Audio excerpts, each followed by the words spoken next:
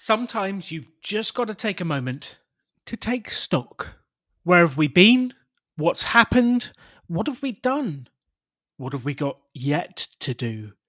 So that you can actually work out where you are with your business and where to go next. This is going to be a fascinating episode with Christina. It's the big review of the first episodes that we have done, where we've got to, and what's going next. And I expect it to be packed full of ideas and tips that you can apply to your business. The extraordinary belongs to those that create it. Rebelling against business plans and debt, rebelling against what society expects of us to build cool businesses, make money, have fun, and do good. Let's create something extraordinary together. Welcome to the Rebel Entrepreneur.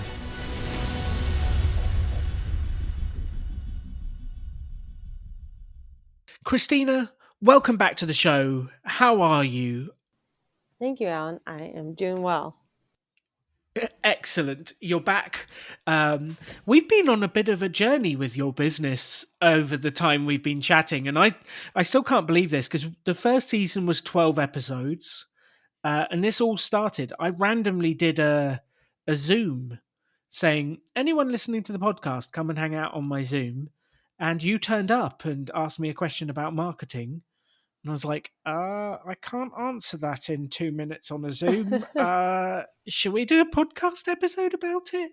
So you're actually the inspiration for all the coaching series on the podcast. You inspired this, Christina.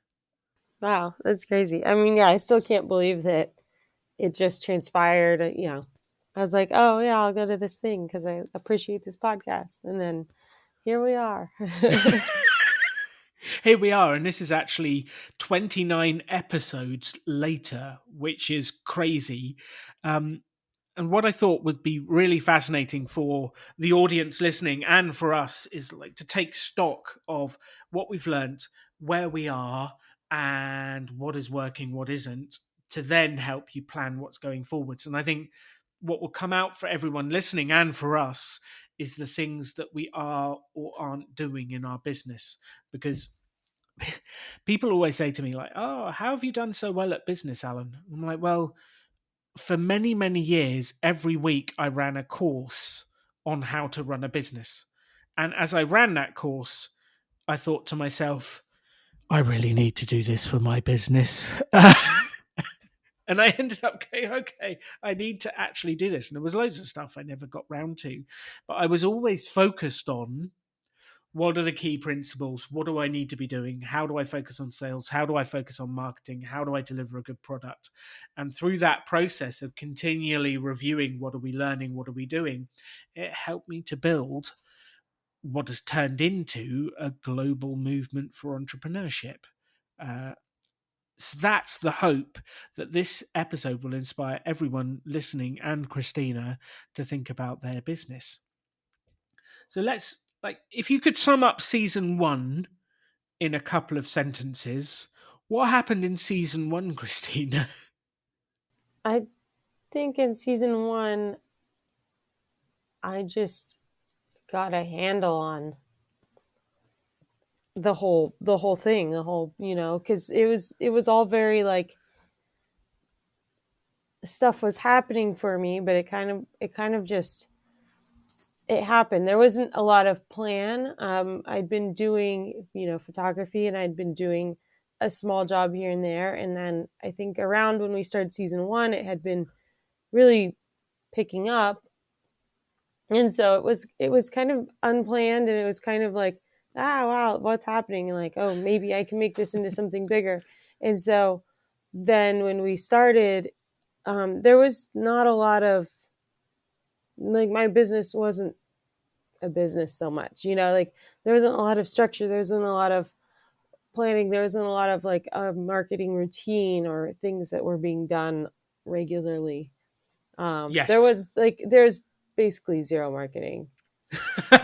Everything was like referral, word of mouth, so which is great, but it has its limits. So Yes, it does. And you needs a certain amount of energy in the marketing, the promotion to create the wave of clients that then will create word of mouth. And word of mouth can be fantastic. It's not something we should rely on when we're starting. Uh, and in the end of season one, you went full time, which was just like, I was so excited, so excited. And the audience don't know this, but we started recording season two like 2 weeks later. Yeah. You had a little bit of time off, didn't you? And then we recorded the first episode almost immediately afterwards, which was, so you've gone full time. What are you going to Yeah. do? Yeah, the full time. I mean, that was like that was its own journey, right? Because I think you started pushing me around October of 2020, and then I was like, "Oh, I'm gonna do it," and then someone left at work. I kind of felt I was scared slash felt bad about leaving them at that point, and then Yes. I kind of soldiered on. And then by the end of December, January, I was like, oh, I want to start the new year, but then I still was tough. And then early 2021, I was just like, okay, I'm ready. And I took the leap. So it took me a little while to like, I guess, really digest that idea and become comfortable with it. you know. And you kept going, oh, when are you gonna do it? And I'm like, I'm like, yeah, Alan, leave me alone. Stop pressuring me. But it took me those few months to, I guess, really get comfortable with the whole idea. But eventually, I did. And it's quite interesting. I was reading the description of the first episode of season two, which was when you quit your full time job and you go full time, when you quit your job and you go full time, it can be quite daunting knowing where to put your effort, your energy, and your time. There's so much you could be doing: Instagram, Google, SEO, cold marketing. Where do you even start? Uh, and that's quite a theme actually through all of our episodes and all of our series is where should I be focusing my time? Yeah, I only have so much of it. And I feel like that's even recently we've been talking about that as well. yeah. I mean, I think it's a constant rebalancing, and it's not it's not answered one day and then put away, right? Yes, Because I'm done now. I know exactly yeah, where to yeah, put my time for the rest of my life. yeah. Because it's you go. It's also like we've talked about, if you get busy with work and then you don't keep up the marketing, then there's no work after you finish the work you're doing. So, but there's going to be shifts, especially if you're like a solopreneur, like you don't have anyone else working with you for you. There's still going to be times where like it gets out of whack, where you are much doing a lot more work and a lot less outreach, but then you have to be able to bring it back and not forget to get back to that, I guess. And it's just, I feel like it's a constant saying, oh, what's fallen by the wayside? What do I need to get back to? What do I need to look at? And even when I try to create like a structure, I try to get, oh, these days I do this day I do that. It's like there's stuff that gets, and then it's like, oh, okay, well, what do I need to go back and do? What did I miss? So it's a constant like process of all that, figuring it out. It really is. And I think I've found it quite interesting. I've become more relaxed as I've got older. And my current process is to every 3 to 6 months think through my goals and go, what are my big goals and what am I doing to get there? And that refocusing on the target helps me to then go, what am I doing in these areas? And I try and create it into smaller projects that can be actually completed, which gives me energy to get doing them. But I think it's that, okay, what am I focusing? What am I doing? And then from that, where am I spending my time? What am I doing? Where am I going? And it's quite interesting when we come back to a conversation. We did an episode of a little while ago on like, what's your vision? What are we actually building here? And that gave us a whole bunch of energy for like 3 months afterwards to focus on it. And then we need to do it again and come back to that. Yeah, it's weird how sometimes you'll do something, you'll say, okay, this is the vision and this is how to do a thing. And then you go, okay, it's clear, I'm fired up. And then, like, after, depending on the thing, it could be a few days, it could be a few months, weeks, whatever. But after a little bit of time passes, it doesn't seem as impactful. And, like, I think it's partly because, and I think about it like working out. I've been doing some specific exercises, and they benefit something I'm doing. And it's like, so at first I'm like, wow, this exercise I was given is really amazing to help that Mm. thing. And then, like, after a couple of weeks, I'm like, why don't I feel like it's so amazing anymore? And I think it's partly because you've been doing it, that thing's gotten stronger, so that it's not as impactful anymore because you got stronger at that thing, right? But then it's also like it's maybe not a fresh idea. So sometimes you have to, like, go refresh and, like, rewatch the instructional video and be like, oh, okay, like, yeah, that's maybe I forgot those points of those last couple of weeks, or yeah. So I feel like I always, that always happens with anything. Is you go, oh, okay, maybe after a little bit of time, you miss some of the finer points, or it doesn't seem as dramatic and cool in relativity, because it isn't. You strengthen that thing, so it isn't as huge anymore in a way. So, but sometimes it feels bad. Like, I'm like, no, that tip or that thing or that, it was so great. Well, I But think it's interesting. So I did this a lot when I was younger. So my first foray into business this time around was at 28 years old, and I feel like the first 3 or 4 years I was always on the hunt for the next exercise, the next thing, the next, like, I don't know, I hate to call it a get rich quick scheme, but the thing that's going to accelerate me towards success, the thing that's going to impact. I was always on the search for the new thing. So I'd like do something for a while, just as you said, and then kind of get bored of it, or like, oh, this has not got me to where I want to get to. And I would quit and do the next thing, and then quit and do the next thing. And I think that stopped me from making progress, because actually doing the basics right is not exciting. It's not new. It's not progressive. It's not creating massive change and getting you pumped up and everyone else pumped up. But fundamentally, it's what works over time. But we always get excited by what's new, what's the new strategy, what's the new technique, what do I actually need to do? And this process for me of going through every 3 to 6 months and working out my direction then brings me back to, like, what are the foundational things I should be doing to actually make this work? What are the really things? Because if you want to, like, just for an example, build a podcast, building a decent podcast is about doing really good content and focusing on the content, and then doing really good promotion and focusing on the promotion. And here's the 3 things I do about the promotion. But it's so easy to get caught up on what's the next big thing, and what's the thing that's going to do it, and what's the latest trick for marketing, and what's the latest tool for this. And some of it can add value to your business, and some of it can help you promote, but mostly it's about doing the basics solidly over time, which sounds really dull, but it's important. yeah, yeah, I feel that. Like, I feel like I've bounced around ideas for a long time. Like, oh, what's gonna, like, give me money and freedom, right? Not necessarily because it's something I like, but, just wanting that end result. And the same thing. It's like, if you don't stick with a process or a thing, you're like, oh, let's try that for 2 months. Didn't work. So, but I think really the key to everything is just keep at it.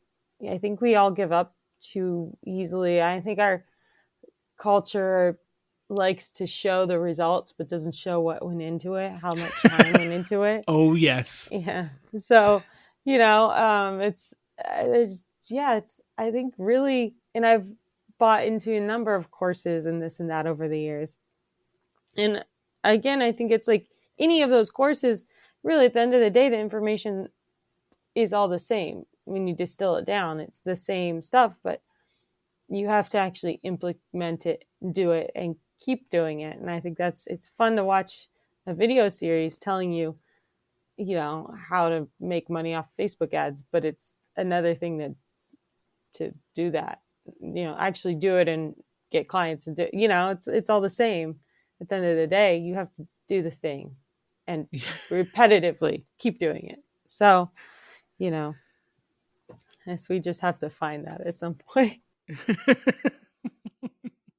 Yeah, it is doing repetitively the thing that works, and you know it'll work over the long term.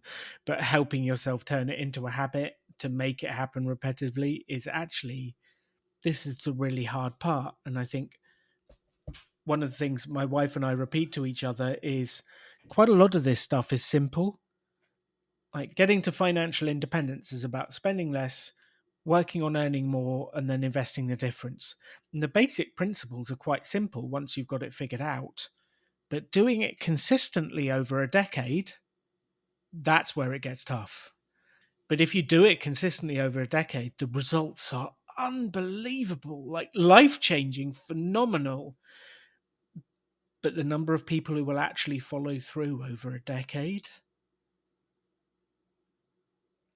that's small. So we had episode 1 going all in, which was where to focus your time. Episode 2 was about finding balance, because you had a newfound sense of freedom. Have you found balance between the freedom to do cool stuff and getting the work done, Christina? Definitely found a little more freedom. It's not perfect, right? In general, and it's not perfect between work and life, and it's also not perfect within work.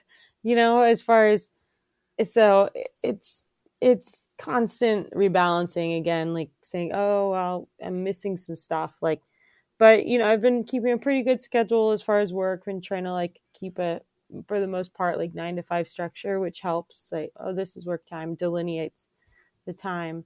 And then there's stuff like, I've kind of hired out to people to help me with specific things that need to happen whether I'm really busy or not, and is the first to fall by the wayside, like my emails.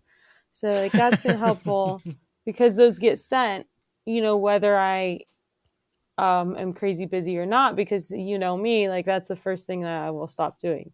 Yes. And then because I'm not in the rhythm of it, then I'll never get back to it. So it's just, so it's a constant it's not, again, this isn't a thing you can say one day you're like, oh, okay, I found the balance, it's good to go. It's constantly coming back to that.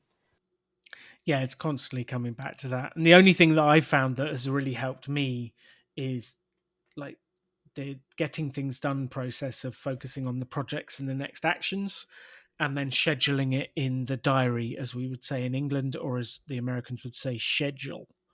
Um, Schedule. Schedule, sorry. But I can't even speak American. I thought I was bilingual for a second. But yeah, if I put a date in, like our coaching series, what's the thing I do at the end of every episode, Christina? we schedule the next one. And then it happens, and I'm doing it, and it happens automatically, and I follow through, and we chat, and we do it, and I do my homework because I'm like, I'm speaking to Christina on Monday, I need to do my homework, and I get it done, and I prepare myself. But that really helps to make those things happen for me. So I guess the question for the audience is, what have you been meaning to do that you really want to do, that you just need to put in the diary or the schedule now so that you actually do it, so that you actually follow through? What do you need to do?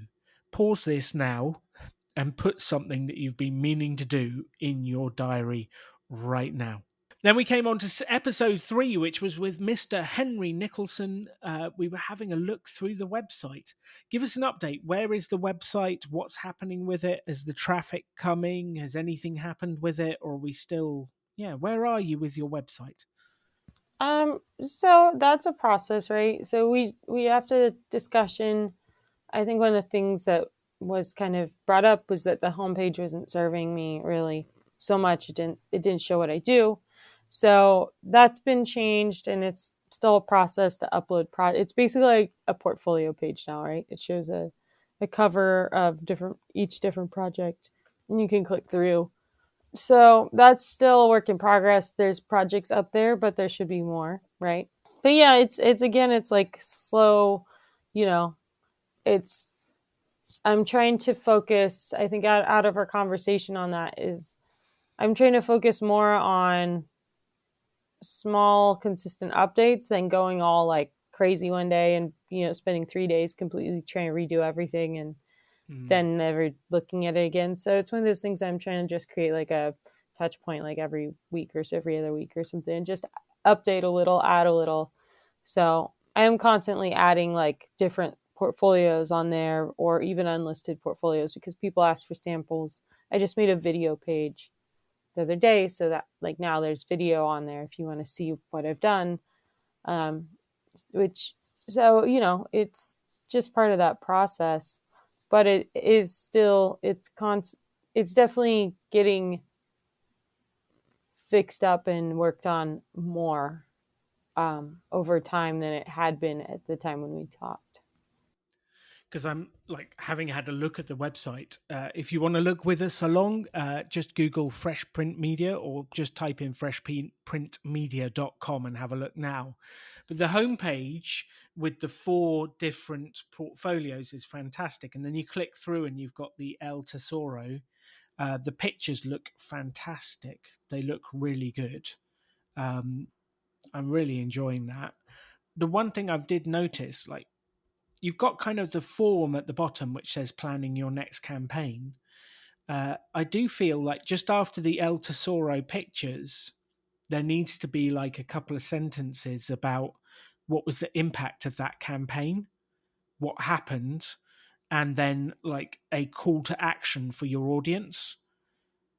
Because you've kind of got a call to action below, but you've got the social media icons and the next button before the call to action. And people won't necessarily scroll down to that bit. So maybe there needs to be a sentence of like the impact for El Tesoro was they reached this audience, it got out there, we got feedback that people loved the campaign. If you want to create something like this for your business to promote, please get in touch using the form below. So actually physically telling people what to do. Okay. But in general, the website has come on so far since we first spoke. It's looking really good. And then the question I half want to ask, half don't want to ask, has it won us any business? Has anyone come through, filled out the form, contacted you? I've gotten a few contacts. I've gotten a few contacts from the website. Nothing that's really panned out. Sometimes I get a lot of spam contacts through there. Yeah, me too. So yeah, it's like I'm like, oh well, no, not that one. I've gotten a few that looked legitimate and reached back out to them and so I'm not sure if they were or weren't. But I haven't heard anything. I mean, the main thing that I utilize it for right now is when I talk to someone, off the emails or the calls, and they're interested in, oh, I'd like to see what you've done for this. Like, I'm going, oh, let me add those photos on there. And I'm like, oh, here's the page. So, like the portfolio, I've added stuff to that. There's specific pages that kind of have images rounded up by type. So that's been like a useful tool to just send that over instead of sending them to a third party like portfolio. I basically have my own portfolio branded with my name because I'm on there's sites there you can create portfolios and stuff. But I think part of the thing with those is that they're not yours. You can go. I think someone can take my other profile page, and if they're bored or they looked at all my images, they can click out to like see other people basically. And then, Mm. you run into like I don't want them looking at other people's stuff. No, we Smart. definitely Yeah. don't. We want them staying with our Yeah. stuff. So it is a useful tool in that way. Yeah. Okay. So the website is there. We're using it more as a portfolio. It's not quite bringing in leads at the moment, but it brings in a few, but they don't really pan out. I mean, Which, it gets decent traffic, but I think a lot of the traffic it gets, and because I've seen this correlation, I get the reports from Google, is I think a lot of them are coming off of the Google business page. And so I think it probably they go, oh, okay, I'll click through and see. And then if they contact me, that it seems like the people that contact me via that are phone calls. Yes. So they're probably not filling out that form at that point. They're like clicking through saying, oh, this looks nice. And then they call me. Okay. Have any of the calls panned out to anything? Because episode 4 was all about Google My Business and how to go up the rankings in Google My Business, Yeah. Not the Google business one specifically, not yet. But I am getting calls, which which is is good. better than before. It's just Yeah. not. Yeah, isn't this like an infuriating process at Yeah. times that we do Hey, this work, we get calls, they're not quite the right ones yet. Then we have to keep tweaking it. And I think this is one of my realizations over the years of running businesses is it's just about continually optimizing. You do as good a job as you can, you get it out there. It doesn't work quite well, you optimize it a bit more and a bit more and a bit more, and it'll never be perfect, but we're at least making progress. yeah, there's no overnight like, oh, well, I made this perfect, so now I can just let that be. You have to Mhm. constantly work on things. So, episode 5 was about LinkedIn sales strategy. What happened with that, Christina? So we did try a little bit through LinkedIn, and then it's really fallen by the wayside. It's not. I do utilize LinkedIn, first off to find contacts I want to reach out to, but um, to some extent to post and share stuff. I think LinkedIn is a good place for me to be active, but it's definitely not been a priority. I'd like to use it more, but right now I'm not using it too much. Yes. I think there's a lot of things to do or can be done, and it just didn't end up in like the top three. Which, yeah, I think there is so much that can be done. There's so many strategies, so many ways of approaching business, and you cannot do them all. And at some stage, you've got to go, okay, what's the three I'm going to focus on, and what am I going to let go? Uh, I guess my question for you is, do you think you gave it enough of a mini experiment, enough of a test to know whether it would work for you or not? Oh no, I don't think so. I didn't. I mean, I didn't give it enough of a test, and I think it could work. I think it's a great place to be. If I'm serving businesses with versus individuals, like everyone on there is there for business, like business people. So I definitely think it's worth revisiting and doing more on there. I just haven't. So maybe that's the next new mini experiment. Well, it comes back to where are we going to focus, doesn't it? Which is part Yeah. of this exercise is what have we learned? What have we tried? What have we left behind? What do we want to bring back? And where do we go? And if you're listening to this going, I sell business to business. I think my clients are on LinkedIn. Do go back and listen to episode 5 with the LinkedIn sales strategy with Patrick Venn and give it a test because you never know. And we want to hear, how did it go? Did it work? What happened? Because marketing is about running a series of marketing mini experiments to work out what works for you, what gets you clients, and then we double down on the ones that work and leave the rest behind. Which is brings us on to next episode 6, which was business boundaries and contracts. You'd had some interesting experience with different clients asking you to do extra work, scope creep, all sorts of things that happen on business on a regular basis. Uh, how has that settled with the business boundaries, the contract process you've ended up on? How's that gone? It's going well actually. So, because I think a part of that with the scope creep and stuff and boundaries is like you want to win the job and you want to you want to work with that person, you want to make the money, you want to do the job. And so you're like really willing to please, right? And you don't want to be like, oh no, like, oh, that's extra, or I can't do that and you didn't pay for that. Like, so you kind of like give up too much, right? But I've gotten more confident. I've gotten more clear with like this is what things cost, this is what it includes. The cost is the cost, and sometimes it's uncomfortable. I had a client come to me like a week or two ago and say, oh, this is what I need.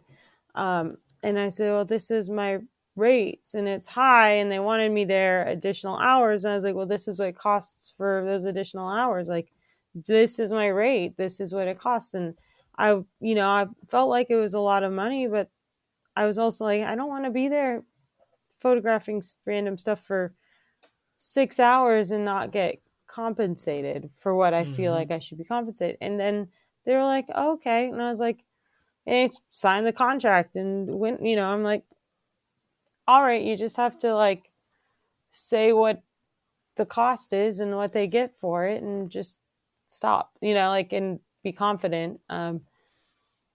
And it's hard at first because there are some people that might be like, oh, I can't afford it, whether they can or not. Like, they clearly don't value that thing enough to put the money towards it. So you just have to accept that you're not gonna, win some people. Um, and the contracts, it's grown over time. I have kind of different ones for different types of jobs, but I've put in policies and I've put in stuff that, you do a job and something goes sideways and you're like, well, gotta add that to the contract. Um, Yes, we've got yeah. a new learning. Yeah. So it's gotten longer, more interesting. But it also differs. Like I think we talked about like having a crazy contract, right? So if I'm doing something that's like event work or shooting like yeah, just shooting like an event or an outing or something for someone that's a little more casual and just documenting something, that's like a different contract than going and doing working for a big business that has licensing fees and all this other stuff to think about. So I have like different kind of, I guess, tiers of contracts because if I send, I think we talked about this, like if I'm just going and taking some photos of you and Katie just for your blog, like, and you send over a 10-page contract, it seems like a lot. But for a big corporate company, like a 10-page contract, it's more normal, right? So I It's think way more it's, normal, yeah. And I hate yeah. reading contracts. I Yeah. have to, but I hate reading them. Um, so, is there any issues in that area with your business at the moment? I actually feel really good at that area. Especially like just, I feel like I'm at that point where I'm very confident in saying, no, this is the cost and this is you know the this is the terms and conditions and this is what it is. Like if you want me to come drive 2 hours, that's fine, but as it says in my contract, like you will pay the mileage. Like yeah, it's I actually feel really good. It's still, I think, I still want to go like, oh, I'll just offer extra and like, and then I go, no, I'm going to stick to my guns and tell them what's the cost, what it says in my contract, you know, and Yes, and then, then you can always negotiate later if you want to. yeah, And if you want to give them something out of the kind of result, you can do. Uh, just starting from that position of, nope, this is the prices, this is what I do, and I'm happy to do it. This is the extra cost. And I yeah, think that confidence really helps. yeah. And it's just like, it's one of those, like what negotiating and sales techniques is just shut up, say the price, shut up, stop talking. God, if there's one thing people get out of this episode, Christina, that would be enough. Say the price. Shut up. Don't say anything else. It's Yeah. so powerful. You just say the price, look them in the eyes, and be quiet. It's $200. Even Christina feels like she should answer that now, and I'm not even selling I'm anything. like, It's okay, so Alan, I'll give you powerful. 200. Thank you very much. I don't even know what I'm selling, but it's so powerful. Say the price, stare them in the eyes, and be quiet and let them think. It's just so important. Then we moved on to episode 7, which was kind of bringing together the overview of the digital life and how all the different elements work together with the website and driving traffic and bringing that all together. We kind of talked about that a little bit, and it seems like we've got a little bit more to do in that area for the business to get your online stuff really working for you. Is that something that's on your list of things to focus on in the future, or are you thinking, well, I'm happy with how it's going, finding business through phone calls, emails? because you don't actually have to fix your attraction side, the website and bringing people to you, if you're getting enough business on the other side. And I knew an incredibly successful entrepreneur who was making 500 grand a year, and his website was just there to prove he existed. And his entire business was through outreach. So he would reach out, he would network, email, call, find clients, win the business, and then they would look on his website, check he exists, and then buy him. And he never won business other ways. So you don't have to fix it. This is the interesting bit of where your focus lies. Like, where do you want to focus? Where are you happiest working? What's working for you? Because like, you can run a business a million different ways. Yeah, I think a little bit at this point, like that outreach is more impactful, but it's not something I want to completely forget because I know over time I think the website will do its job. The Instagram, I think the Instagram's a good way for people that already know me to I get it gets shared more from people who've already worked with me to like referrals. I've Yes. noticed. So if someone calls me out of the blue, which has happened recently, if I get someone that's like, oh, so and so recommended you, they sent me your Instagram. Um, Ah, so it's I think because that's like the world we're living in now, like where people are like they're not like, oh, I have their number, oh, here's their website. It's like, oh, they're on Instagram. Here's their profile, right? Like, yeah. Send him a message. Yeah. yeah. So, I'll send you their profile or whatever. That's like kind of world we're living in, where I think social media gets shared before like the more classic, phone, email, website, because it's so easy. And then we were probably scrolling recently and ran across that, so it's maybe fresher. So I think there's work to be done, but I think at the end of the day, the targeted outreach seems to be the most impactful. But I know that it can change over time as everything gets stronger. I know that the website can kind of pop up in the rankings, and one day it might, but I don't want to like just be thinking about that one day, oh, the website will be ranking and people are finding me through it, and then not do the outreach. Because I think the outreach is more important. And I think the outreach is also more important from a personal growth standpoint for me, because it's something I've been so like not wanted to do and scared of. So Which we had a very interesting set of episodes, which kind of started with what's your vision of your business in episode 11? Where are you going? And the question I asked at the end was, okay, so you've got this vision of your business. Who do you need to become to achieve this vision? And there was one thing that came out louder than everything, wasn't there? and be a salesperson. Be a salesperson. And how does it feel saying that now? It feels good. I mean, I thought the answer was just wear really fancy leopard pants, but fine. Uh, Well, I've uh, tried that. It didn't really work for yeah, me. okay. It's it. I kind of had this like resolve in my inner self to like go. I was like, I want to be good at sales. I want to be like, I want to just like kill sales, and that's I still don't. It doesn't make me feel comfortable doing them. Just saying that to myself. But when we were going through that at that time, that was my inner thing. I was like, I want to conquer this. This is a challenge to be conquered. And so I think we did a lot of mindset work around that, which was really helpful. You referred me some stuff to read and listen to, and just, I guess, changing my mindset from I'm annoying and no one wants to hear from me Oh, to Christina, you're lovely and we want to hear from you. to Oh.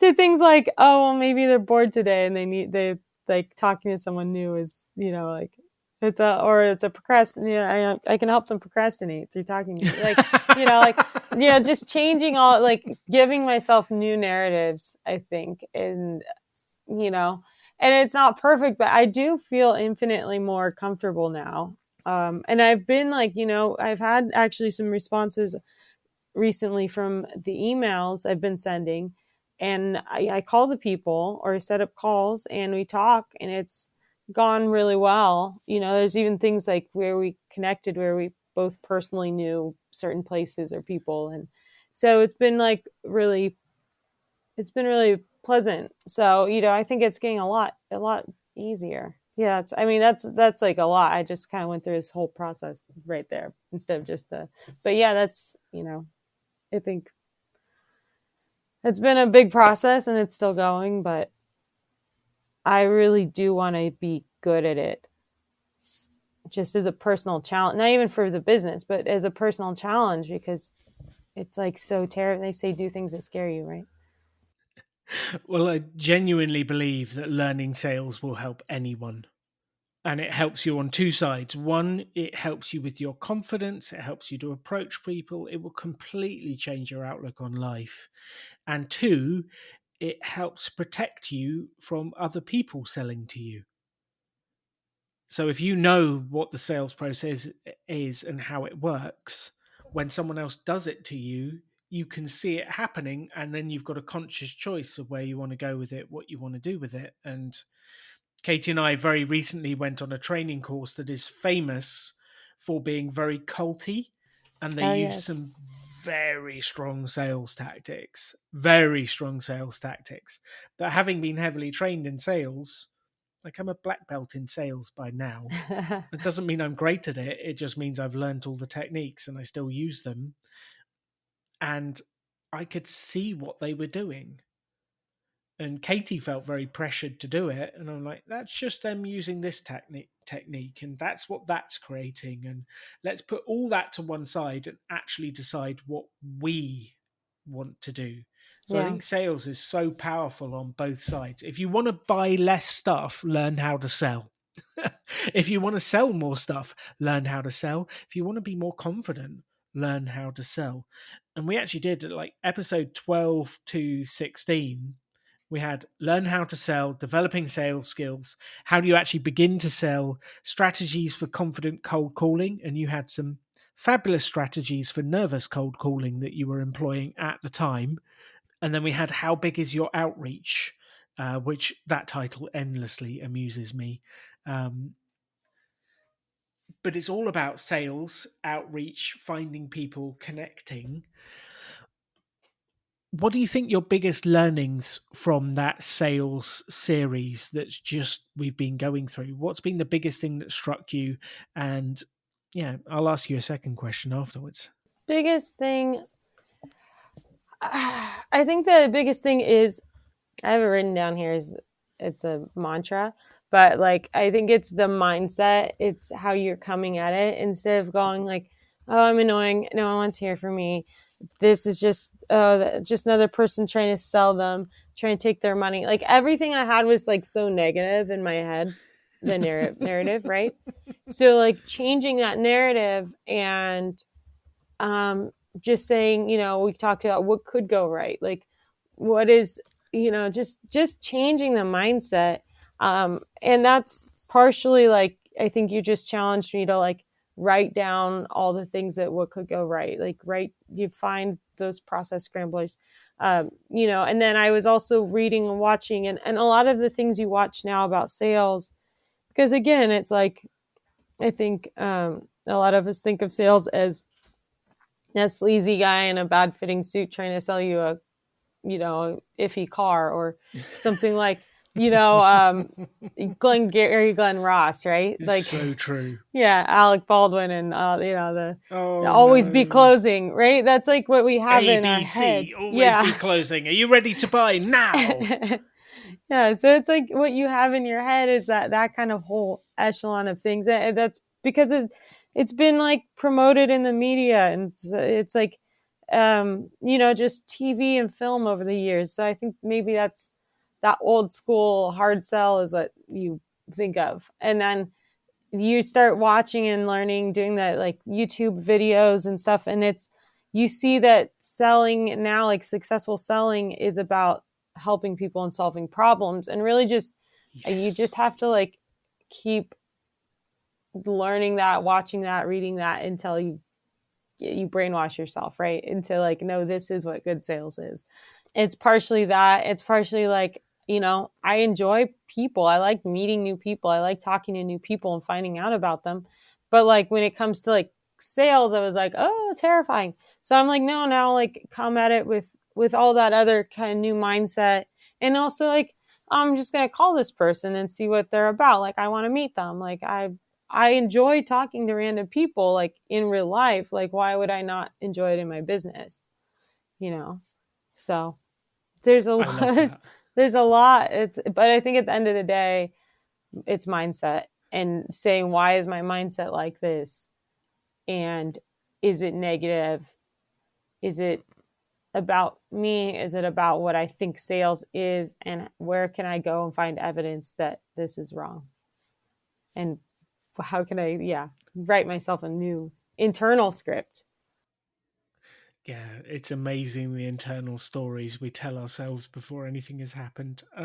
That's made me so happy, Christina. My question is, like, if we imagine like Fresh Print Media 1.0 was when you were just building it, and this season we've been developing this season we've been building Fresh Print Media 2.0. What's stopping you from reaching version 3? Like the vision you've got for the business, what's next? What is stopping you getting to Fresh Print Media 3.0? That is a good question. Thank you. I'm like, oh, I have to think on that one. But we're on a podcast. So You just take your time. Take your time. The magic of a podcast is we can edit out the gaps. I think one of the things I want to have is I keep coming back to this, and I think it's partly the education when it comes to educating your customers. I think I want to have more educational things with my just available. And I don't know if that's some like free PDFs I can give people, or some videos or blog posts. Recently I've done, because I've talked to a few people about doing projects for them, and they're people that are also running a business or looking to bump up their marketing, and they go, oh well, what do you do? This was forwarded by my sales team. Like, what do you do? How can you do this? And then they're like, oh well, they sometimes they can't because they don't do what I do, or they're not, maybe they haven't hired a lot of photography. And I'm like, well, we can do lifestyle, or we can do styled sets, we can do something that's a little more fantastical, a little more realistic. And you go, they don't know what that looks like, right? So what I've been doing, No. I've been putting together like little I've put together some documents to send to people after we talk and say, like, here are some samples that are kind of in this realm. Here's some samples that are in this kind of area we talked about. Like, you can go these different directions with the imagery we create. And even that is like been really helpful, because it gives me, if they go, oh well, we like this one with the bright colors and the abstract props, versus Mm. we like this one that looks like it was in, it's in a kitchen, or there's a model, or they look like they're all sitting around a table enjoying the thing. Like, those are two very different paths, right? But we can't talk and put together a good proposal and a good project plan if I don't know which one they like. So I've been creating some things just out of necessity to be able to send over and say, oh, these are kind of these different directions we can go with what how you represent your business. Um, and even that's been really really useful, because we're not wasting time going like, we know that we're on the same page with style, right?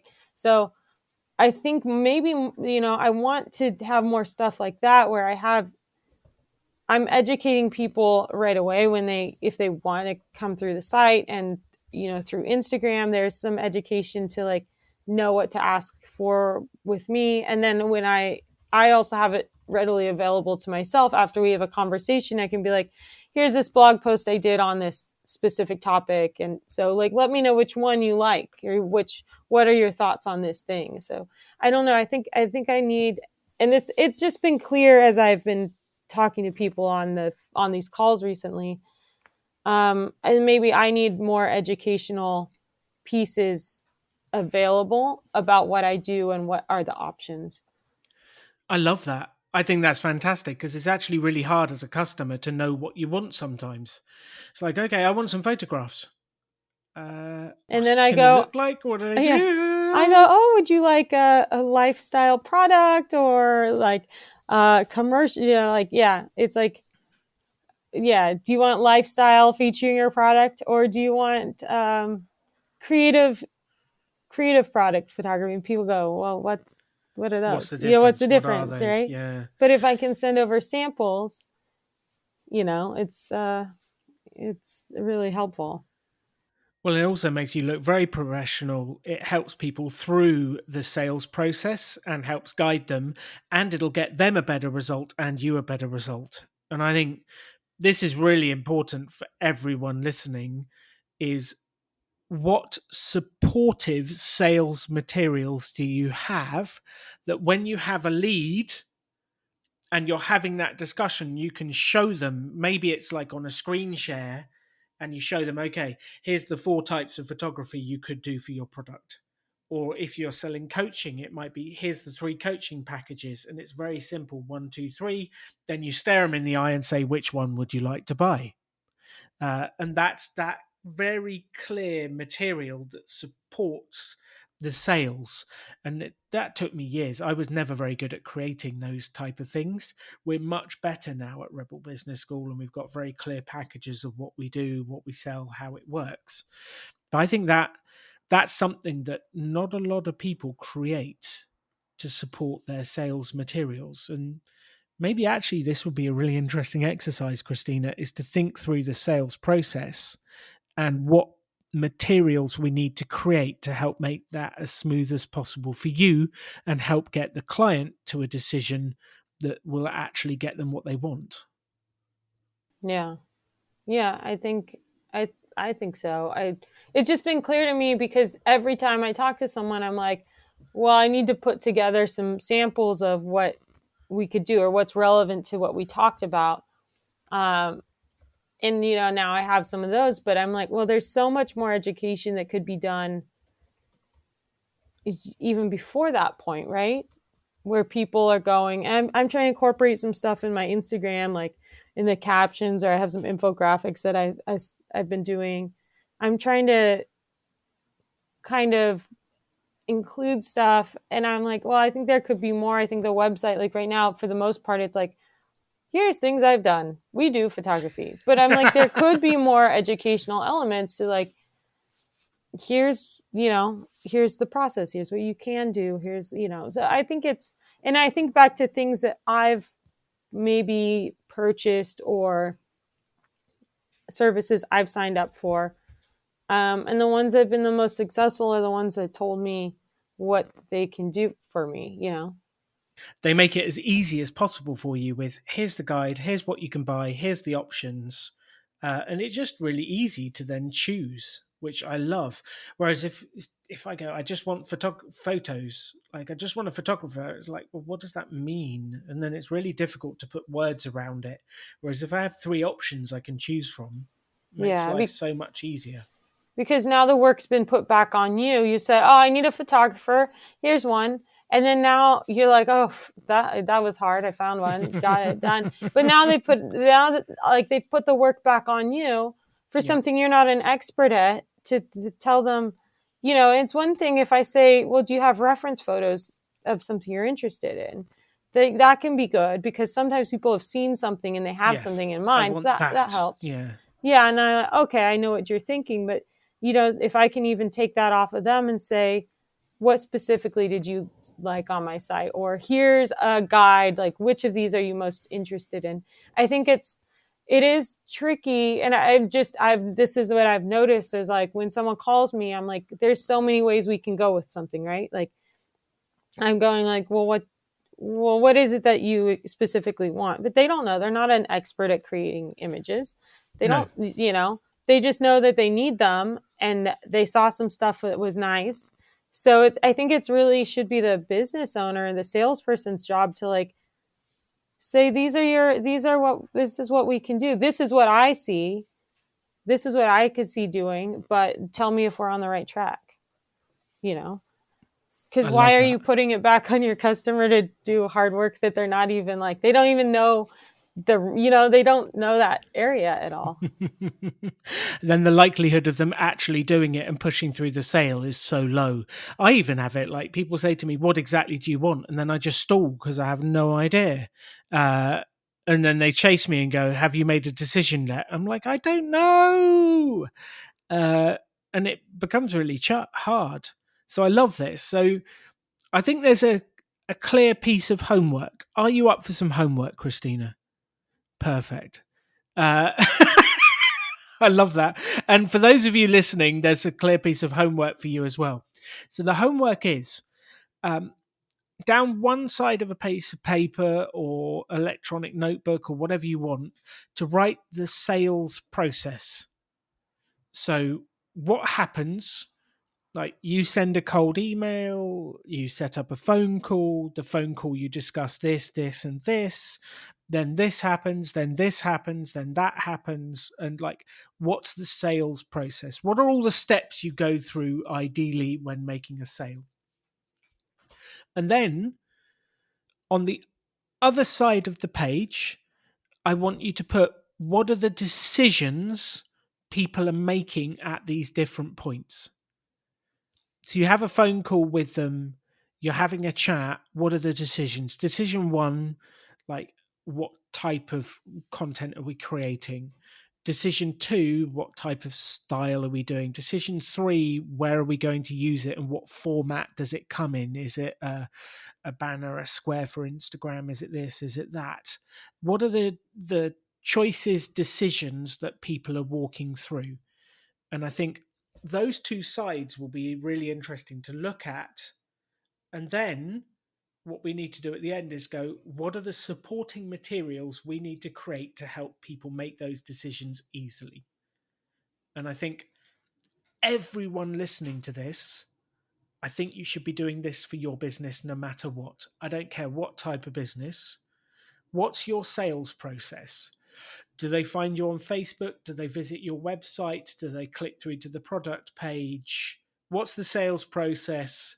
And then on the other side, what are the decisions your client is trying to make?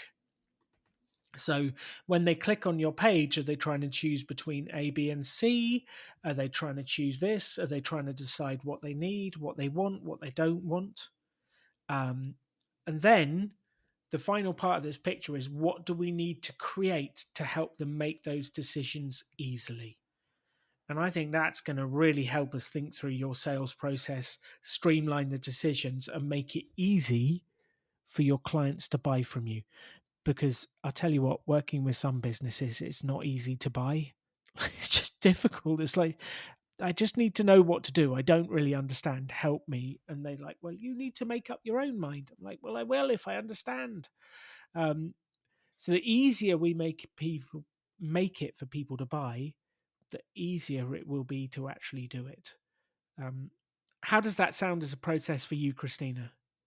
That sounds good. And I think part of this is me, and this is just part of the thing over time is I was like, well, I can do photos, I can do whatever you want. Like, but the thing is, people, like you said, they don't know what they want. And so you're just, and I think my thing was like, I want them to be happy. I want to create exactly what they want.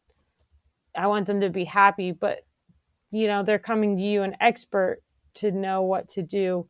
So I think you have to take a little more of the process and not, maybe if they have a really clear vision, they'll probably tell you. But, Yes, they will. um, a lot of people are just like, well, I know I need this, but it's a lot for them to figure out. They're not used to creating imagery every day and like putting together pieces, and they don't even know how it works. Like, so, I guess take it off their plate, and if that can be supporting like educational materials that are easy to send, or just saying, here's what I think the shoot should be. Tell me if this is what, if you like it, Absolutely. Or sharing it live on the Zoom call you've got with them. Like, okay, so you're telling me you want a photo shoot like this. Here's your 3 options. And I've got this like thing that I can share with you, and they can point to, I want B. That looks great. And that will help you move through the sales process and get quicker, easier decisions. I think that's a real thing. I love that.